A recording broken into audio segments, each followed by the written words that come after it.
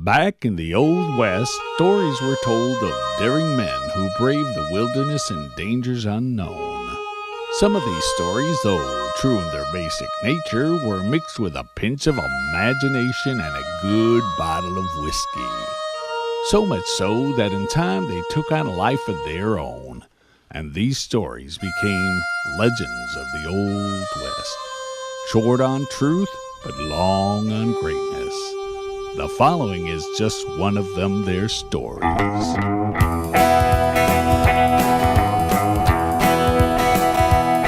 He was a quiet fella, born with silvery hair, and he grew up taking chances on every kind of dare.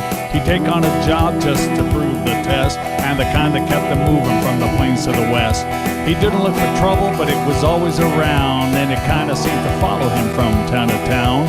But those who came to settle up to see who was best would end up in the graveyards as the last place they would rest. Obadiah,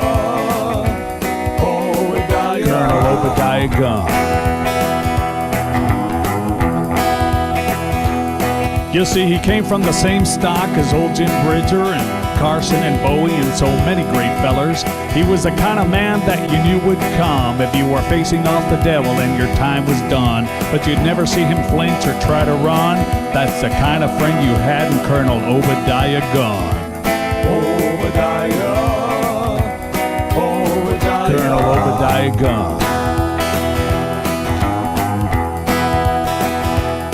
After years of wandering, he had found the spot, the only place he'd ever seen that made him stop. So he married his sweet darling and they had a son. Life was looking pretty good for Colonel Obadiah Gunn. But then one day the law came around with bankers and nasty railroad men from town. They told him to leave because they were taking his land, and he knew right there he had to make a stand. Colonel Obadiah Gunn.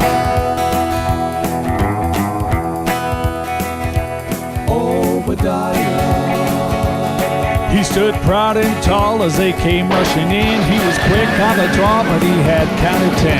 He kept on shooting, but as they fell, he realized he couldn't send them all to hell. Then a roar of bullets took his wife and son, and a single shot completed what the men had begun.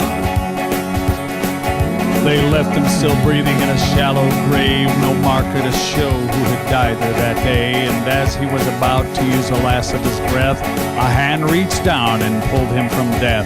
They say what he saw was a tall-headed man who told him that he needed him for part of his plan. He told him to find those who had done him wrong and that he'd return to get him when the job was done. Now the legend I've heard told is that he'll never die. Well, it's up to you to figure out if it's true or a lie. But it's said that he was last seen riding into the sun, and that, my friend's the legend of Colonel Obadiah Gunn.